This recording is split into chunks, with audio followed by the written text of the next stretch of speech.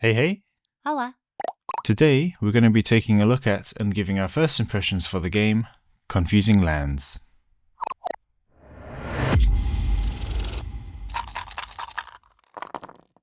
Confusing Lands is a 1 to 2 player card laying game created in 2024 with a playtime of around 10 minutes. The design and art is by Zak Eidsvoog and is published by Envy-Born Games. The goal is to score the most points at the end of the game through playing only 8 cards, which you'll be rotating and laying into your personal tableau, trying to meet any of the personal scoring conditions you've chosen to play, along with the one scoring condition shared by both players.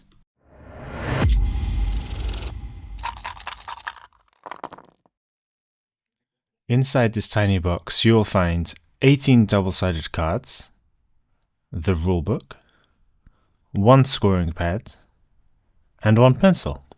The box features an insert to keep things nice and organized, which is always appreciated.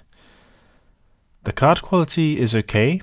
We do wish it could have been a bit thicker, as these cards will get handled a fair bit, but sleeving is always an option there. We think the rulebook is good. While these folding ones are never my favourite, it is really small, the flow is clear, and we found it easy enough to understand. It features good placement examples, an overview of all the game's scoring conditions, and the additional rules for the solo variant.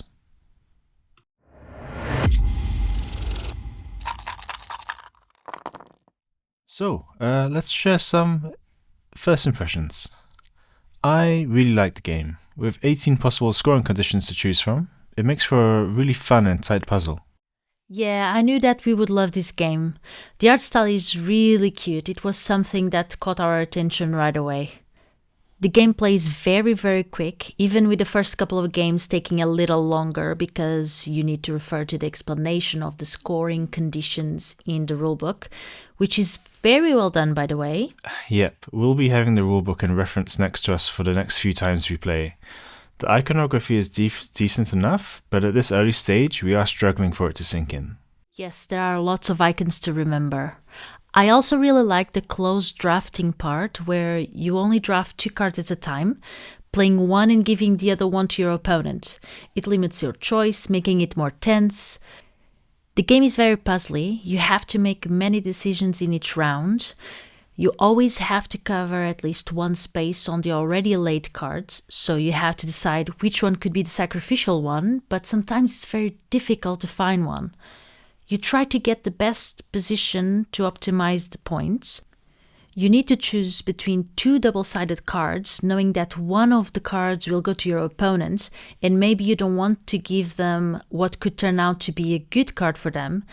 And you have to decide as well if you add more points to an existing scoring condition or if you add a new one, but you can never cover an existing one. And what happens is, each additional scoring condition that you add to your individual tableau will subtract 10 points, making it a bit of a push your luck moment. I think the negative points from laying these cards is a fun mechanic. It reminds me a bit of the wager system in Lost Cities. It can seriously hinder your score if you don't make at least 10 points back by meeting the requirements. And that's where the challenge comes, because you only have 8 turns to do so.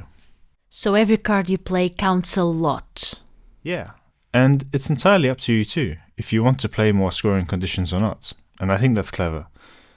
Another cool thing is that aside from the initial card drawn, which becomes the shared scoring condition, all the other ways to score are unique to you and your tableau.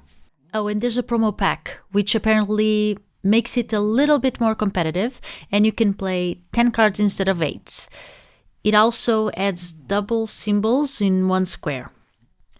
And another thing, this game will be perfect to bring along on trips. It doesn't sprawl all over the table, but it can still take more space than the one you have on the tray of a plane or train. Well, it could sprawl a tiny bit if you choose to focus on the scoring condition, which gives you 1 point per space in a continuous line, which I did choose a couple of times. True, I had that one once too. Or we had it together as a shared scoring condition. But yeah, this game would be more for the hotel room, or while we wait for our flight, train or bus. Besides, we could take only the cards if we wanted, since we mostly record our scores digitally, making it even more portable. So yeah, that's been Confusing Lands, one we were really looking forward to and we're super happy with now that we finally played it. That wraps up this video and our first impressions on the game. We've been Board Game Beans. You've been new. Have a lovely day and happy gaming.